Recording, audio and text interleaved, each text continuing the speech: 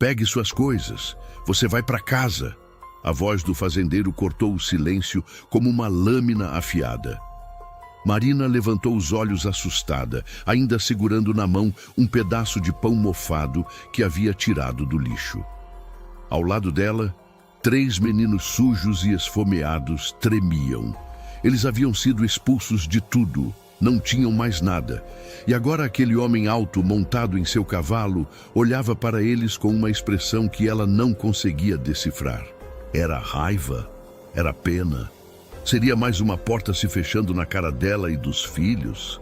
Marina não sabia se aquelas palavras eram uma ordem de expulsão ou se pela primeira vez em meses alguém estava realmente oferecendo ajuda. O que aconteceu depois dessa frase mudaria tudo. Mas para entender essa história, é preciso voltar ao começo. 3 meses antes daquele momento atrás do armazém, Marina ainda tinha uma vida. Não era uma vida fácil, mas era uma vida. Ela tinha 35 anos, 3 filhos saudáveis e um marido trabalhador que saía todo dia antes do sol nascer para ganhar o pão de cada dia. Moravam em uma pensão simples na vila, pagavam o aluguel em dia e os meninos iam à escola quando podiam.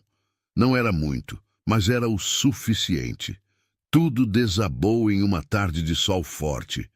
O marido de Marina estava transportando sacas de milho em uma carroça velha pela estrada de terra que ligava as fazendas à vila. A carga estava pesada demais.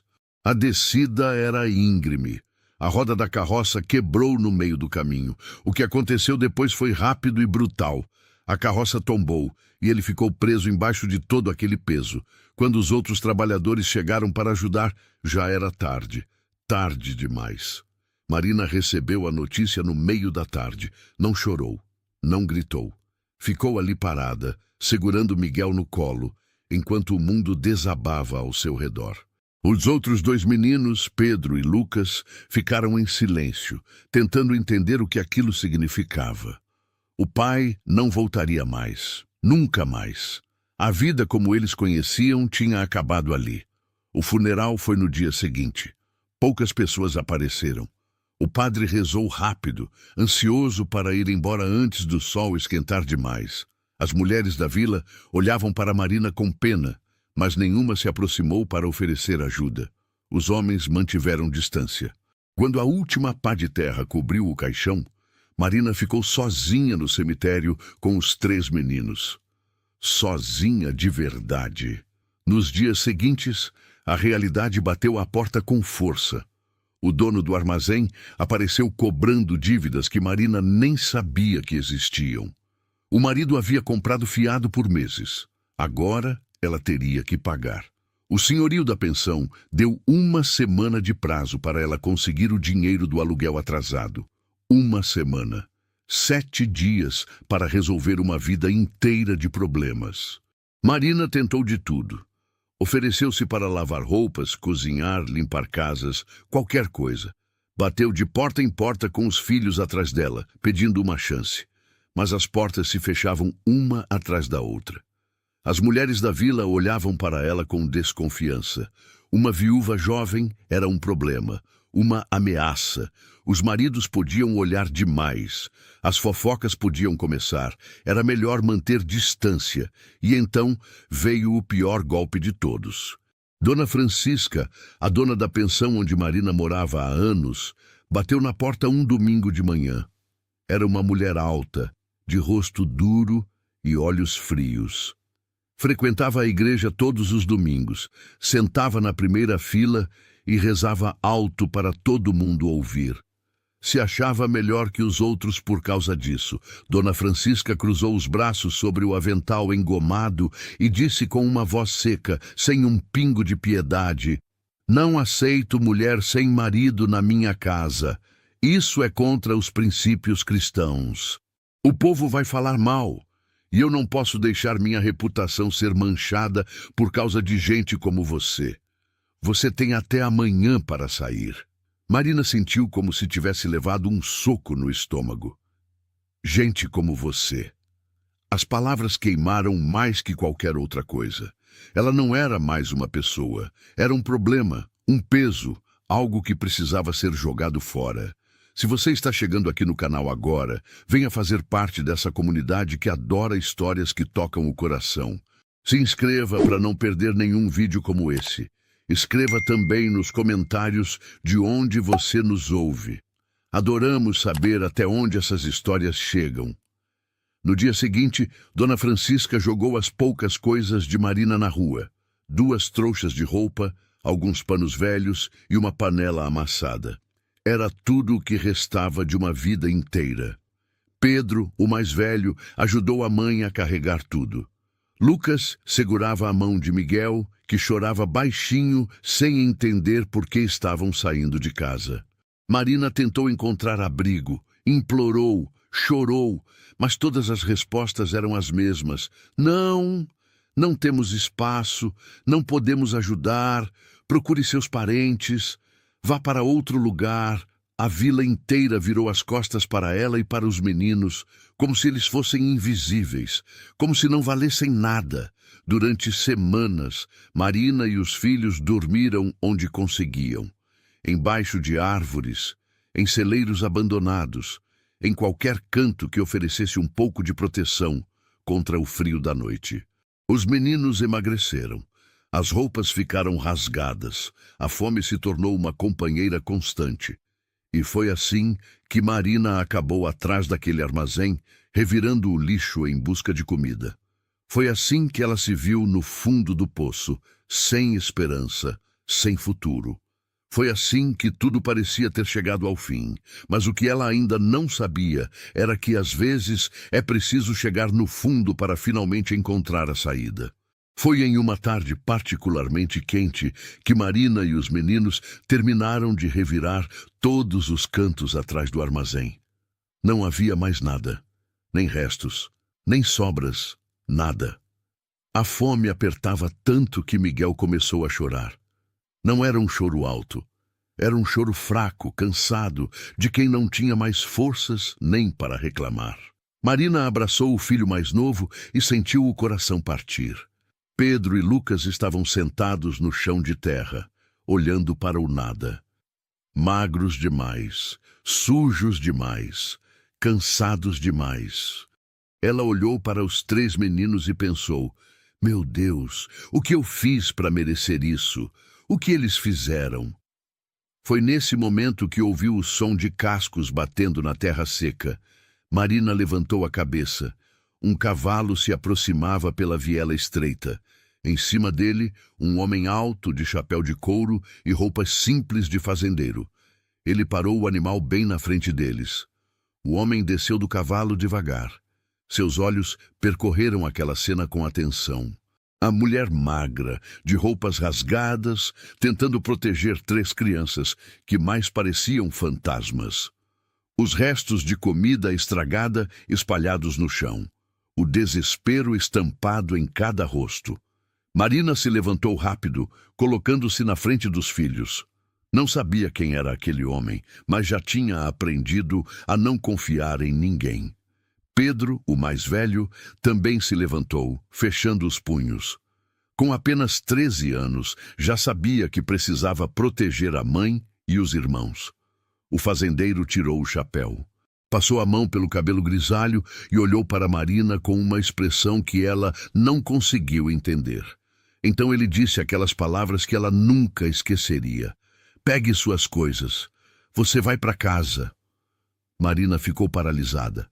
Não entendeu. Para casa? Que casa? Ela não tinha casa. Não tinha nada. Será que aquele homem estava mandando ela sair da vila? Será que era mais uma pessoa expulsando ela e os meninos? Mas antes que ela pudesse responder, o fazendeiro continuou, com uma voz mais suave. Meu nome é Pedro. Tenho uma fazenda a alguns quilômetros daqui. Preciso de alguém para cuidar da casa, cozinhar, organizar as coisas. Você e os meninos podem ficar lá. Tem um casebre nos fundos. Não é grande coisa, mas tem teto e paredes. É melhor que isso aqui. Marina não conseguiu falar. As palavras ficaram presas na garganta. Será que estava ouvindo direito? Será que aquilo era real ou apenas um delírio causado pela fome? Pedro continuou. Não estou pedindo nada além de trabalho honesto. Você trabalha, eu dou comida e abrigo. Os meninos podem ajudar com o que conseguirem. Mas vou deixar claro, não aceito preguiça e não aceito roubo. Se fizer sua parte, não vai faltar nada. Marina olhou para os filhos. Miguel chorava baixinho. Lucas segurava a mão do irmão mais novo com força. Pedro, o filho mais velho, olhava para o fazendeiro com desconfiança, mas também com um brilho de esperança nos olhos. Por que o senhor está fazendo isso? Marina perguntou, a voz trêmula. Pedro colocou o chapéu de volta na cabeça. Seu rosto ficou sério, e por um instante ela viu uma sombra de dor passar pelos olhos dele. Porque já vi gente boa sendo destruída pela vida. E porque eu sei o que é perder tudo. Ele não disse mais nada. Apenas montou no cavalo e olhou para Marina esperando uma resposta. Marina não tinha escolha. Era aquilo ou deixar os filhos morrerem de fome na rua. Ela juntou as poucas coisas que tinha, pegou Miguel no colo e disse: "A gente vai." O caminho até a fazenda foi longo e silencioso. Marina e os meninos seguiram a pé atrás do cavalo. O sol queimava forte nas costas. Os pés doíam. Mas pela primeira vez em semanas, havia algo parecido com esperança no coração de Marina. A fazenda apareceu depois de quase 2 horas de caminhada. Era um lugar simples, mas bem cuidado. A casa principal era pequena, de madeira, com um alpendre na frente. Ao lado, havia um curral com algumas vacas e galinhas. E nos fundos, como Pedro havia dito, um casebre. Pedro desceu do cavalo e apontou para o casebre. "É ali. Tem uma cama velha, um fogão a lenha e algumas panelas. Não é muito, mas dá para começar. Amanhã cedo, você começa a trabalhar na casa principal. Os meninos podem buscar água no poço e cuidar das galinhas." Marina entrou no casebre com os filhos. Era pequeno. As paredes tinham buracos. O teto estava meio torto, mas tinha 4 paredes e um teto. Era mais do que eles tinham há semanas. Naquela noite, Pedro mandou comida para eles. Arroz, feijão, um pedaço de carne e farinha. Os meninos comeram como se não houvesse amanhã. Marina comeu devagar, ainda sem acreditar que aquilo era real. Quando deitou na cama velha com os 3 filhos apertados ao seu lado, Marina olhou para o teto e sussurrou uma oração. Pela primeira vez em muito tempo, ela sentiu que talvez, apenas talvez, as coisas pudessem melhorar. Mas o que Marina ainda não sabia era que aquele fazendeiro calado e solitário carregava suas próprias feridas. Feridas tão profundas quanto as dela. E que aquele encontro mudaria não apenas a vida dela e dos meninos, mas também a vida dele. Porque às vezes, salvar alguém é também uma forma de se salvar. Os primeiros dias na fazenda foram de trabalho duro. Marina acordava antes do sol nascer, preparava o café da manhã para Pedro e cuidava da casa principal. A casa era simples, mas estava abandonada. Poeira acumulada em tudo. Roupas empilhadas sem cuidado, panelas sujas na pia. Era como se ninguém tivesse realmente morado ali há anos. Marina limpou, organizou, lavou, cozinhou. Os meninos ajudavam como podiam. Pedro, o filho mais velho, buscava água no poço e levava para o casebre. Lucas cuidava das galinhas e recolhia os ovos. Miguel, pequeno demais para trabalhos pesados, ficava perto da mãe, ajudando a varrer e a organizar as coisas. O fazendeiro Pedro era um homem de poucas palavras.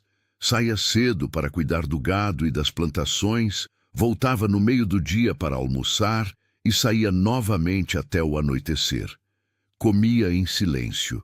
Agradecia pela comida com um aceno de cabeça e voltava para o alpendre, onde ficava sentado até tarde da noite, fumando e olhando para o horizonte. Marina percebeu que havia algo de estranho na casa principal.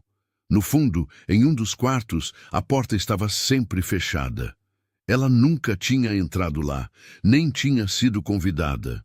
mas sentia que havia algo importante naquele cômodo, algo que Pedro não queria que ninguém tocasse. Foi só depois de 2 semanas que Marina descobriu a verdade. Era uma tarde de sábado. Pedro tinha ido até a vila para comprar mantimentos. Marina estava limpando a casa quando Miguel, curioso como toda criança de 6 anos, abriu a porta do quarto fechado. Marina correu para tirá-lo de lá, mas parou na porta. O quarto estava intocado. Uma cama de casal coberta com um lençol branco. Uma cômoda com roupas de mulher cuidadosamente dobradas. Brinquedos de criança em um canto. E na parede, um retrato. Uma mulher bonita, de sorriso suave, segurando nos braços uma menina pequena.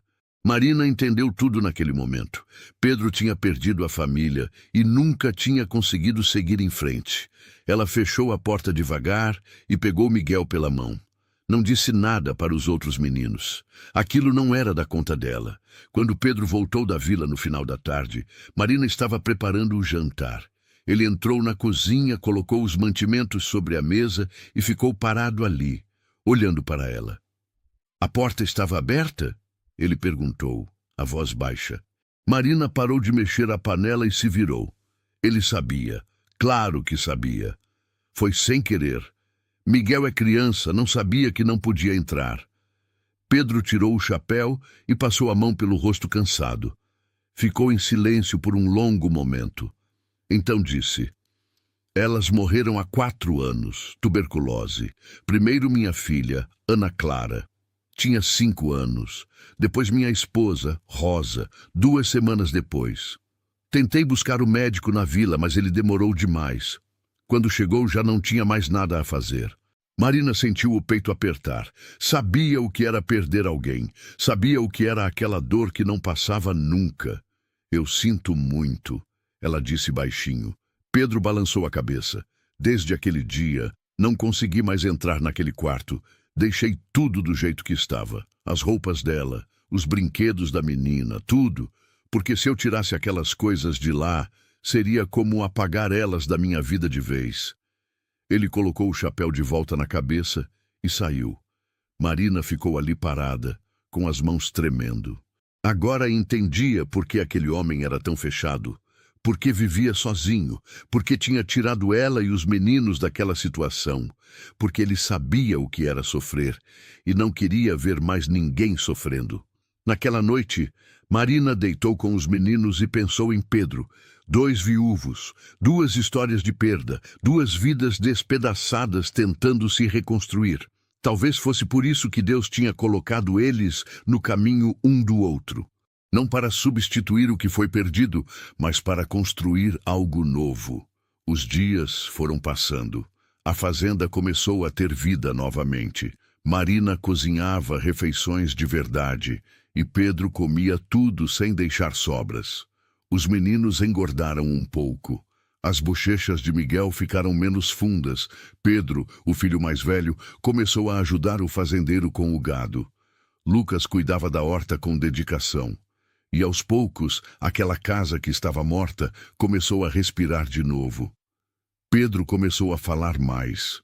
Não muito, mas o suficiente. Ensinou o menino mais velho a laçar o gado. Mostrou para Lucas como plantar feijão na época certa. E Miguel, o pequeno, seguia o fazendeiro para todo lado, chamando ele de seu Pedro, com uma admiração que fazia o homem sorrir pela primeira vez em anos. Marina via tudo aquilo e sentia algo crescer dentro do peito. Não era amor, ainda não, mas era algo parecido com esperança. A esperança de que talvez, apenas talvez, aquela família quebrada pudesse ser consertada. Que aqueles 2 corações partidos pudessem encontrar um jeito de voltar a bater. Mas o que nenhum deles sabia era que a vila não via aquela situação com bons olhos e que em breve a tempestade chegaria. 2 meses se passaram. A fazenda prosperava. As vacas estavam gordas. A horta produzia bem. A casa estava limpa e organizada. E pela primeira vez em anos, Pedro não dormia no alpendre até tarde da noite. Ele entrava em casa, jantava com calma, conversava um pouco com Marina sobre o trabalho do dia seguinte e ia dormir. A rotina tinha trazido paz para aquele lugar. Marina também estava diferente, ganhara alguns quilos. O rosto não estava mais tão magro. Os olhos tinham voltado a brilhar e ela sorria. Não muito, mas sorria, especialmente quando via os filhos correndo pelo terreiro, brincando como crianças devem brincar. Eles tinham voltado a ser crianças de verdade. Pedro, o filho mais velho, agora com 13 anos, tinha se tornado o braço direito do fazendeiro. Acordava cedo, ajudava a tirar o leite das vacas, consertava cercas e aprendia tudo o que o homem ensinava. Pedro, o fazendeiro, via no menino um reflexo do que ele mesmo tinha sido na juventude. Trabalhador, sério, dedicado. Lucas tinha se apegado à horta. Cuidava das plantas com carinho, regava todos os dias e comemorava cada tomate que nascia. Miguel, o pequeno, era a sombra de seu Pedro. Seguia o homem para todo lado. E o fazendeiro, que há 4 anos não tinha mais nenhuma criança por perto, deixava o menino acompanhá-lo, ensinando pequenas coisas, ouvindo as 1000 perguntas que só uma criança de 6 anos sabe fazer. Uma tarde, enquanto Marina preparava o almoço, Pedro entrou na cozinha com uma expressão séria. Ele tirou o chapéu e ficou ali parado, como se estivesse procurando as palavras certas. Preciso ir até a vila amanhã. Tem umas coisas que preciso resolver, ele disse. Marina parou de mexer a panela e olhou para ele. Algum problema? Pedro balançou a cabeça. Não, só negócios. Mas queria que você soubesse que o povo da vila anda falando. Marina sentiu o estômago apertar. Sabia que aquilo ia acontecer mais cedo ou mais tarde. Falando o quê?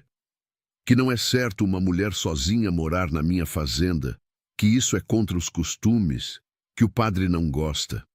Essas coisas. Marina baixou os olhos. Lá vinha de novo o julgamento, as fofocas, a hipocrisia das pessoas que se achavam melhores que os outros. Quer que eu vá embora? Ela perguntou, a voz tremendo. Pedro deu um passo à frente e olhou firme nos olhos dela. Não, não quero.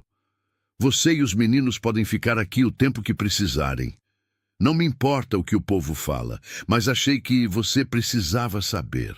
Marina sentiu um alívio misturado com medo. Ela não queria ir embora. Não queria voltar para aquela vida de miséria. Mas também sabia que quando o povo começava a falar, as coisas podiam ficar muito ruins. Se você está se identificando com essa história até aqui, considere apoiar clicando em Valeu Demais. O botão Valeu Demais é uma forma de ajudar financeiramente o canal. Esse gesto nos ajuda a continuar trazendo histórias que emocionam e fazem refletir. No dia seguinte, Pedro foi até a vila. Voltou no final da tarde com o rosto fechado e uma carta na mão. Entregou para Marina sem dizer nada. Ela abriu o papel e leu. Senhor Pedro, a comunidade está preocupada com a situação que o senhor criou em sua propriedade. Uma mulher solteira morando em sua fazenda, sem supervisão adequada, é uma ofensa aos bons costumes e à moral cristã. Solicitamos que o senhor tome providências para corrigir essa situação. Caso contrário, medidas mais sérias poderão ser tomadas. Atenciosamente, Padre Augusto e o Conselho da Vila. Marina sentiu as mãos tremerem. Leu a carta 2 vezes. 3 vezes. As palavras queimavam como fogo. Ofensa aos bons costumes. Moral cristã. As mesmas palavras que Dona Francisca tinha usado para jogá-la na rua. O que vamos fazer? Ela perguntou. Pedro pegou a carta das mãos dela e rasgou em pedaços. Nada. Vamos continuar vivendo. Eles não mandam aqui. Mas Marina via a preocupação nos olhos dele e sabia que aquilo estava longe de terminar. O povo da vila não ia desistir. Eles nunca desistiam. Porque para eles, julgar os outros era mais importante que ajudar. Falar mal era mais fácil que fazer o bem. Naquela noite, Marina não conseguiu dormir. Ficou olhando para o teto do casebre, ouvindo a respiração dos filhos ao seu lado. Tinha medo, medo de perder aquilo, medo de voltar para a miséria, medo de ver os meninos passando fome de novo. Mas tinha também uma certeza crescendo dentro do peito, a certeza de que não ia deixar que tirassem aquilo dela sem lutar. Porque pela primeira vez em muito tempo, ela tinha algo que valia a pena proteger. Não era só um teto, não era só comida, era dignidade, era esperança, era uma nova chance de viver. E ela não ia desistir disso, não sem lutar. Nos dias seguintes, a pressão aumentou. O dono do armazém, que sempre vendia mantimentos para Pedro, começou a fazer perguntas. Ouvi dizer que o senhor está abrigando uma mulher na fazenda. É verdade isso? Pedro respondia com poucas palavras e pagava suas compras sem dar explicações, mas sentia os olhares, as conversas que paravam quando ele se aproximava, os cochichos atrás das costas. Na igreja, no domingo, o padre Augusto falou sobre os perigos da tentação e a importância de manter a reputação limpa diante de Deus. Não mencionou nomes, mas todo mundo sabia de quem estava falando. As mulheres da vila olhavam para Pedro com desaprovação. Os homens desviavam o olhar, envergonhados de serem vistos conversando com ele. Pedro saiu da igreja antes mesmo da missa terminar. Montou em seu cavalo e voltou para a fazenda com o coração pesado. Ele sabia que aquilo estava apenas começando. Conhecia bem aquele povo. Quando decidiam que algo estava errado, não paravam até destruir a vida da pessoa. Marina percebeu a mudança nele. Pedro ficou mais calado, mais fechado. Passava horas no alpendre, fumando e olhando para o nada. Durante o jantar, mal tocava na comida. E de noite, ela o ouvia andando pela casa, sem conseguir dormir. Uma semana depois da carta, apareceu um visitante na fazenda. Era o senhor Joaquim, um dos homens mais ricos da vila, dono de terras, gado e influência. Ele chegou em uma carroça bonita, puxada por 2 cavalos, e desceu com a soberba de quem estava acostumado a ser obedecido. Pedro estava no curral quando o homem chegou. Largou o que estava fazendo e foi até o visitante. Marina observava de longe, com os meninos ao seu lado. "Bom dia, Pedro", disse Joaquim, tirando o chapéu. "Bom dia", respondeu Pedro seco. "Vim aqui como amigo, para dar um conselho." "Não pedi conselho." Joaquim ignorou a rispidez e continuou. "Você é um homem respeitado, Pedro. Sempre foi. Trabalha duro, paga suas contas, não se mete em confusão. Mas essa situação com a mulher e as crianças está manchando sua reputação. O povo está falando, e não está falando bem." Pedro cruzou os braços. "O povo sempre fala, sempre falou, sempre vai falar. Mas desta vez é diferente", insistiu Joaquim. "O padre está envolvido, o conselho da vila está envolvido. Se você não tomar uma atitude, eles vão tomar por você." "Que atitude?" Pedro perguntou, já sabendo a resposta. "Mande a mulher embora. Dê algum dinheiro para ela se quiser ajudar, mas não deixe ela morar aqui. Assim as coisas voltam ao normal e você recupera sua boa reputação." Pedro ficou em silêncio por um longo momento. Então disse, com uma voz baixa mas firme: "Marina e os meninos ficam." Fim da conversa. Joaquim balançou a cabeça, desapontado. "Você está cometendo um erro, Pedro. Um erro que vai te custar caro. Pense bem." Ele colocou o chapéu de volta na cabeça, subiu na carroça e foi embora. Pedro ficou ali parado, vendo a nuvem de poeira que a carroça levantava. Sentia o peso do mundo sobre os ombros. Marina se aproximou devagar. Não disse nada. Apenas ficou ao lado dele, olhando para a estrada vazia. "Eu posso ir embora", ela disse finalmente. "Não quero que você perca tudo por minha causa." Pedro virou-se para ela. Seus olhos estavam cansados, mas havia algo mais ali. Algo que Marina não conseguia decifrar. "Você não vai a lugar nenhum", ele disse. "Essa é sua casa agora, e ninguém vai tirar você daqui." Mas Marina via a dúvida nos olhos dele e tinha medo, porque sabia que o mundo era mais forte que as boas intenções, que as pessoas ruins sempre ganhavam no final, que os fracos sempre perdiam. Naquela noite, depois que os meninos dormiram, Marina ficou sentada na porta do casebre, olhando para a casa principal. Pedro estava no alpendre, como sempre, fumando, pensando, sozinho com seus demônios. Ela pensou em Rosa, a primeira esposa, na menina Ana Clara, em como Pedro tinha perdido tudo e nunca tinha conseguido reconstruir sua vida. E agora, quando finalmente parecia que ele estava começando a viver de novo, o mundo conspirava para destruir tudo outra vez.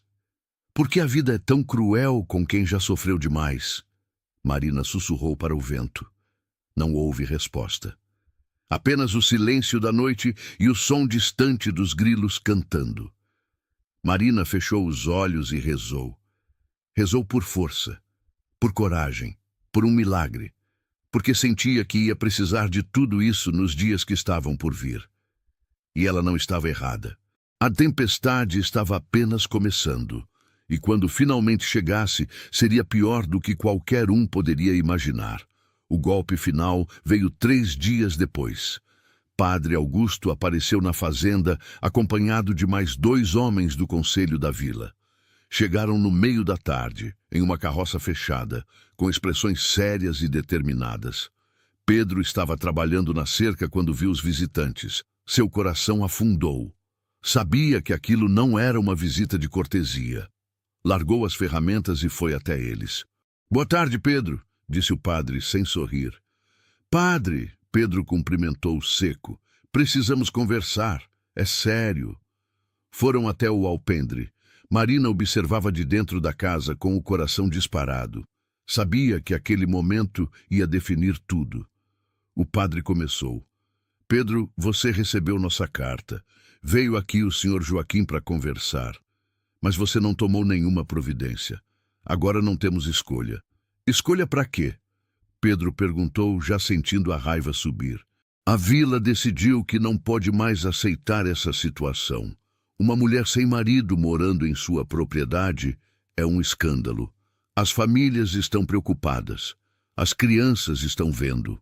Os jovens estão comentando. Isso está corrompendo os valores da nossa comunidade." Pedro deu um passo à frente. "Marina trabalha para mim. Ela e os filhos moram no casebre dos fundos. Não tem nada de errado nisso." Um dos homens do conselho, o senhor Mateus, interferiu.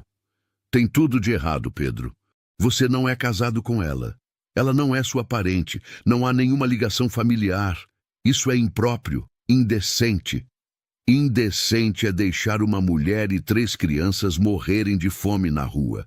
Pedro respondeu, a voz tremendo de raiva. O padre levantou a mão, tentando acalmar os ânimos. "Ninguém está dizendo que você não pode ajudá-la, Pedro. Mas há outras formas.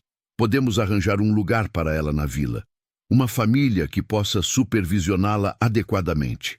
Ou podemos ajudá-la a ir para outra cidade onde tenha parentes."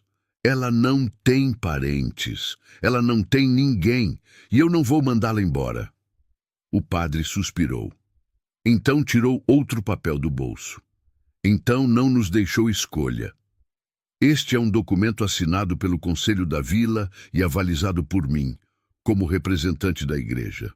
Se você não mandar a mulher embora até o final desta semana, vamos tomar medidas legais. Vamos ao juiz da comarca e pedimos uma ordem para removê-la à força se necessário. E sua reputação, Pedro, estará completamente destruída." Pedro sentiu o sangue gelar. Eles estavam falando sério, não era blefe. Eles realmente iam fazer aquilo. "Vocês não têm esse direito", ele disse, mas a voz saiu fraca. "Temos sim", respondeu o senhor Mateus. "Temos o direito de proteger nossa comunidade da imoralidade. E é isso que vamos fazer." Os 3 homens foram embora.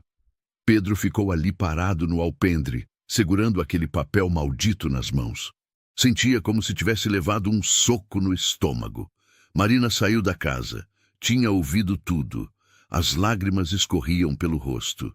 "Eu vou embora. ela disse, a voz quebrada. Não posso deixar que destruam você por minha causa. Pedro não respondeu. Ficou ali, olhando para o papel, sentindo o peso do mundo sobre os ombros. Pensou em Rosa, em Ana Clara, em como tinha falhado com elas, em como não conseguiu salvá-las. E agora estava falhando de novo, falhando com Marina, falhando com aquelas crianças inocentes. O medo tomou conta dele, o medo de perder tudo, o medo de ficar sozinho de novo, o medo de enfrentar a vila inteira, e esse medo foi mais forte que tudo. Naquela noite, Pedro chamou Marina para conversar. Ela veio com os olhos vermelhos de tanto chorar. Os meninos dormiam no casebre. Você precisa ir embora, ele disse, sem olhar nos olhos dela. Marina sentiu como se tivesse levado uma facada no peito. Pedro, eu não tenho escolha. Se você ficar, vão me destruir. Vão tomar a fazenda. Vão me jogar na cadeia. Eu não posso arriscar isso. Mas para onde eu vou? Os meninos... Pedro tirou um envelope do bolso e colocou sobre a mesa. Tem dinheiro aqui. É tudo que eu tenho. Pega isso e vai para outra vila. Qualquer lugar longe daqui. Começa de novo. Marina pegou o envelope com as mãos tremendo. Olhou para o homem que tinha salvado ela e os filhos. O homem que tinha dado esperança quando não havia mais nenhuma. E agora estava mandando ela embora.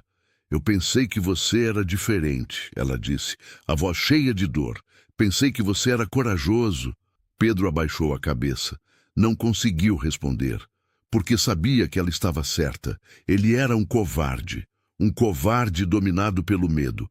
Marina pegou o dinheiro e saiu.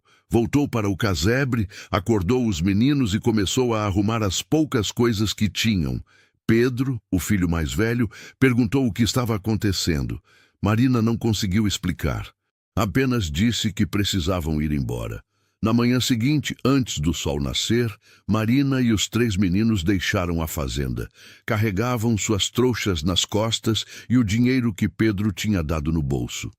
Andaram pela estrada de terra, sem olhar para trás. Pedro assistiu tudo do alpendre. Via a mulher e as crianças se afastando, sumindo na curva da estrada.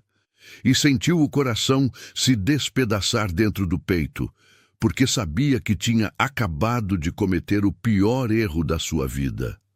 Mas era tarde demais. Eles já tinham ido, e ele estava sozinho de novo, como sempre esteve, como sempre estaria. Se você está acompanhando essa história, me conta nos comentários. Você faria o que o Pedro fez nessa situação? Quero saber sua opinião sincera. Marina e os meninos andaram por horas. O sol subia no céu, queimando forte. Miguel começou a reclamar que os pés doíam. Lucas estava cansado. Pedro, o mais velho, andava em silêncio, com o rosto fechado e os punhos cerrados. Chegaram a um rancho abandonado à beira da estrada. Era um lugar miserável. Paredes caindo, teto furado, chão de terra batida, mas era o único abrigo que tinham. Marina deixou as trouxas no chão e sentou-se exausta. Os meninos se deitaram ao seu redor. Por que a gente teve que sair, mãe? Miguel perguntou com os olhos cheios de lágrimas. Marina não sabia o que responder. Como explicar para uma criança de 6 anos que o mundo era cruel, que as pessoas eram más, que até quem parecia bom podia te abandonar quando as coisas ficavam difíceis? Às vezes as coisas não dão certo, meu filho. Foi tudo que conseguiu dizer. Aquela noite foi longa e fria. Miguel chorou até dormir. Lucas ficou abraçado com a mãe. Pedro, o mais velho, ficou acordado, olhando para o teto furado, vendo as estrelas através dos buracos, e jurou para si mesmo que um dia ia ser diferente. Um dia ia ser forte o suficiente para proteger a mãe e os irmãos. Um dia ninguém ia poder fazer mal para eles. Enquanto isso, na fazenda, Pedro não conseguia dormir. Andava pela casa vazia, sentindo o peso da solidão voltar com força total. A cozinha estava silenciosa. Não havia mais o cheiro da comida de Marina. Não havia mais o som das crianças brincando. Não havia mais vida. Ele se sentou no alpendre, acendeu um cigarro e ficou olhando para a escuridão. Pensou em Rosa, em Ana Clara, em como tinha falhado com elas. E agora tinha falhado com Marina e os meninos também, porque era isso que ele fazia. Falhava, sempre falhava. No dia seguinte, pela manhã, um velho conhecido bateu na porta da fazenda. Era seu Geraldo, um trabalhador negro de cabelos brancos que tinha ajudado Pedro por muitos anos. Um homem sábio que tinha vivido muito e sofrido mais ainda. Tinha sido escravo na juventude, tinha visto coisas horríveis, mas nunca tinha perdido a dignidade. Seu Geraldo entrou na cozinha e sentou-se sem pedir licença. Olhou para Pedro com aqueles olhos que pareciam ver através da alma das pessoas. Ouvi dizer que a moça e as crianças foram embora, disse ele. Pedro não respondeu, apenas balançou a cabeça. E você deixou isso acontecer? Eu não tinha escolha, seu Geraldo. Ia perder tudo. O velho deu um sorriso triste. E você acha que não perdeu tudo mesmo assim? Olha em volta, menino. Olha para essa casa. Está vazia, morta. Igual estava antes daquela família chegar. Você está sozinho de novo. Então me diz, o que exatamente você salvou? Pedro sentiu as palavras cortarem fundo. O senhor não entende. Eles iam me destruir, iam tomar a fazenda, iam nada. Seu Geraldo interrompeu, batendo a mão na mesa. Iam falar, iam julgar, iam fazer o que essa gente sempre faz. Mas não podiam tirar nada de você se você não deixasse. O problema não eram eles, Pedro. O problema era o seu medo. Pedro abaixou a cabeça. Eu já perdi tudo uma vez. Não posso passar por isso de novo. Você acha que Rosa ia querer ver você assim? Seu Geraldo perguntou, a voz firme. Escondido, com medo, deixando uma mulher e 3 crianças à própria sorte porque tinha medo do que o povo ia falar? Eu não consegui salvar ela, não consegui salvar minha filha. Não conseguiu, o velho concordou. E nunca vai conseguir, porque elas já se foram. Mas Marina está viva. Aquelas crianças estão vivas. Você pode salvá-las. Mas tem que escolher. Tem que decidir se vai passar o resto da vida com medo ou se vai finalmente ter coragem. Pedro ficou em silêncio. As palavras de seu Geraldo ecoavam dentro da cabeça dele. Tinha razão. Tudo estava certo. Ele tinha deixado o medo vencer. Tinha escolhido a covardia. Seu Geraldo tirou um papel dobrado do bolso e colocou sobre a mesa. Isso aqui é a escritura da minha terra. 40 hectares. Consegui comprar com o suor de 40 anos de trabalho. É pouco, mas é meu. Legal, registrado. Pedro olhou para o papel sem entender. Por que está me mostrando isso? Porque você vai transferir essa terra para Marina. Vai torná-la proprietária. Legal, registrada. Aí aquela gente da vila não vai poder fazer nada. Ela vai ter direitos, vai ter proteção da lei. Pedro arregalou os olhos. Seu Geraldo, eu não posso aceitar isso. Essa terra é sua vida toda. E eu tô dando para a vida dela, para a vida daquelas crianças. Porque diferente de você, eu entendo que a gente só tem 2 escolhas na vida. Morrer de joelhos ou viver de pé. E eu escolhi viver de pé. O velho se levantou e caminhou até a porta. Antes de sair, virou-se e disse: Agora você decide, Pedro. Vai continuar vivendo como um covarde ou vai fazer o que é certo? Ele foi embora. Pedro ficou sozinho na cozinha, olhando para aquela escritura. Pensou em Rosa, em Ana Clara, pensou em Marina, nos meninos. Pensou em tudo que tinha perdido e em tudo que ainda podia salvar. E então, pela primeira vez em 4 anos, Pedro tomou uma decisão. Uma decisão corajosa. Uma decisão que mudaria tudo. Ele pegou a escritura, colocou o chapéu na cabeça e saiu. Tinha trabalho a fazer. Pedro foi direto ao cartório da comarca. O escrivão, um homem velho de óculos grossos, olhou para ele surpreso quando viu a escritura de seu Geraldo. O senhor tem certeza disso? perguntou o escrivão. Tenho, Pedro respondeu firme. Quero transferir essa propriedade para Marina, hoje.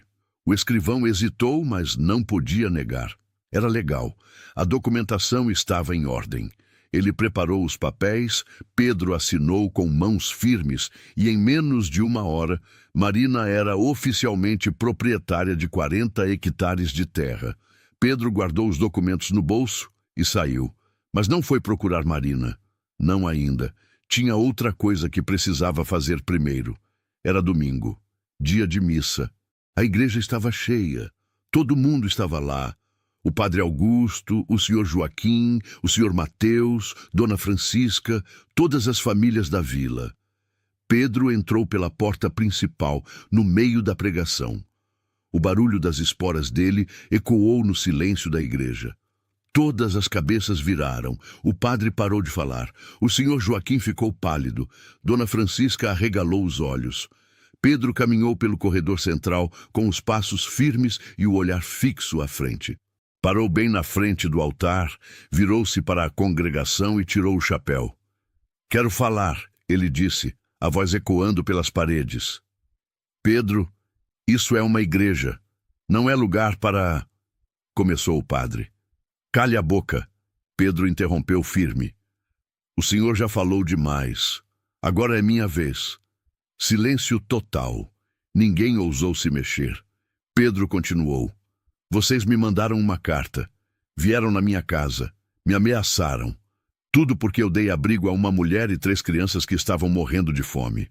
Porque, segundo vocês, isso é imoral. Isso é indecente. Ele olhou em volta, encontrando os olhos de cada pessoa. Querem saber o que é imoral? É vocês terem fechado as portas para Marina quando ela pediu ajuda. É terem deixado 3 crianças passarem fome na rua. É terem julgado uma viúva que só queria uma chance de recomeçar. O senhor Joaquim se levantou. Você está falando de coisas que não entende, Pedro. Entendo sim, Pedro respondeu. Entendo que vocês se escondem atrás da religião para disfarçar a crueldade, que usam a moral para justificar a covardia, que preferem destruir uma vida do que estender a mão. Ele tirou os documentos do bolso e levantou bem alto. Isso aqui é uma escritura de terra, 40 hectares, transferida legalmente para a Marina. Ela agora é proprietária. Tem direitos, tem proteção da lei. E se qualquer um de vocês tentar fazer mal para ela ou para os meninos, vai ter que responder por isso. Dona Francisca levantou-se indignada. Isso é um absurdo. Você está... Estou fazendo o que é certo. Pedro a cortou. Algo que vocês nunca fizeram. Ele olhou para o padre Augusto. O Senhor prega sobre amor ao próximo, sobre caridade, sobre compaixão. Mas quando teve a chance de viver isso de verdade, escolheu o lado dos poderosos. Escolheu julgar em vez de ajudar. O padre abaixou a cabeça sem resposta. Pedro colocou o chapéu de volta na cabeça e olhou para toda a congregação uma última vez. Marina e os meninos vão voltar para minha fazenda e vou casar com ela, porque ela merece respeito, merece dignidade e merece alguém que tenha coragem de ficar ao lado dela contra tudo e contra todos. Ele começou a caminhar de volta para a porta, mas antes de sair, seu Geraldo se levantou. O velho aplaudiu. Devagar, firme, um som que ecoou pela igreja. Então a professora da escola se levantou e aplaudiu também. Depois, 3 famílias de fazendeiros. Depois, mais algumas pessoas. Não era todo mundo, mas era o suficiente. Pedro saiu da igreja com a cabeça erguida. Montou em seu cavalo e galopou pela estrada de terra. Tinha que encontrar Marina. Tinha que consertar o erro que tinha cometido. Encontrou ela e os meninos no rancho abandonado. Estavam sentados no chão, comendo o resto do pão duro que tinham. Quando viram Pedro chegar, Marina se levantou assustada. Os meninos se esconderam atrás dela. Pedro desceu do cavalo e caminhou até ela. Tirou o chapéu.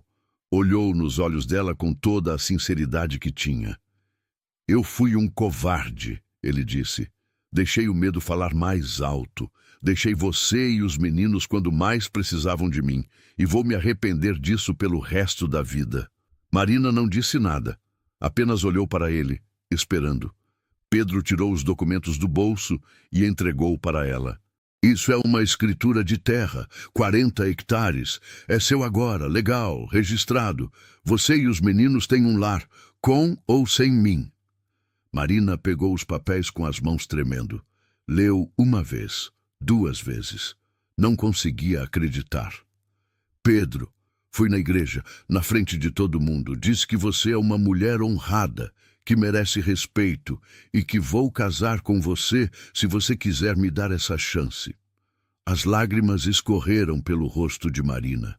Miguel saiu de trás dela e correu para abraçar Pedro. Lucas veio em seguida, e por último, o filho mais velho, que tinha jurado nunca mais confiar naquele homem, caminhou devagar e se deixou abraçar também. Marina olhou para os filhos. Olhou para o homem que tinha falhado, mas tinha voltado, que tinha caído, mas tinha se levantado. Ela tirou do bolso um pequeno anel que tinha guardado. Era o anel de casamento do primeiro marido. Tinha carregado aquilo como lembrança. Mas agora era hora de deixar o passado ir. Marina colocou o anel na própria mão e disse: então faz valer. Torna isso real. Faz dessa família quebrada uma família de verdade. Pedro sorriu. E pela primeira vez em 4 anos, foi um sorriso verdadeiro. Ele beijou Marina, abraçou os 3 meninos e sentiu o peso que carregava há tanto tempo finalmente se soltar. 3 meses depois, a fazenda estava prosperando. Pedro e Marina se casaram em uma cerimônia simples à beira do riacho, com seu Geraldo como testemunha. O filho mais velho se tornou um homem trabalhador e responsável. Lucas cuidava da horta com dedicação, e Miguel seguia o padrasto por toda parte, aprendendo a ser homem. As mulheres da vila começaram a visitar, tímidas no começo. Algumas levaram pão, outras levaram desculpas. Marina recebeu todas com gentileza, mas nunca esqueceu quem tinha virado as costas quando ela mais precisou. Uma tarde, enquanto o sol se punha sobre o vale, Pedro e Marina ficaram na porta da casa olhando os meninos brincarem. Atrás deles, no quarto que antes era fechado, as roupas de Rosa e os brinquedos de Ana Clara tinham sido guardados com carinho. Não apagados, apenas colocados em seu devido lugar. Porque o passado merecia respeito, mas não podia aprisionar o presente. Pedro segurou a mão de Marina e disse: obrigado. Por quê? Ela perguntou. Por me ensinar que a vida não termina quando perdemos algo, que sempre há uma segunda chance, que coragem não é não ter medo, mas fazer o certo, mesmo com medo. Marina sorriu e apertou a mão dele. A gente se salvou um ao outro. Foi isso que aconteceu. Os meninos correram em direção a eles, rindo, felizes, vivos. E naquele momento, Pedro entendeu que lar não era um lugar que se encontrava. Era um lugar que se construía, um dia de cada vez. Uma escolha corajosa de cada vez. Com pessoas que valiam a pena lutar. E enquanto o sol descia no horizonte, pintando o céu de dourado e vermelho, aquela família remendada finalmente encontrou a paz. Se você acompanhou essa história até o final e se emocionou com ela, venha fazer parte da nossa família de membros do canal. Você terá acesso antecipado às histórias, poderá ter seu nome exibido nos créditos como forma de gratidão, entre outros benefícios. É nosso jeito de agradecer quem caminha com a gente todos os dias. E me conta aqui nos comentários, qual foi a parte dessa história que mais te marcou? Qual lição ela te trouxe? Adoramos ler cada comentário e saber como essas histórias tocam você. Muito obrigado por estar aqui e fazer parte dessa comunidade que cresce a cada dia. Até o próximo vídeo.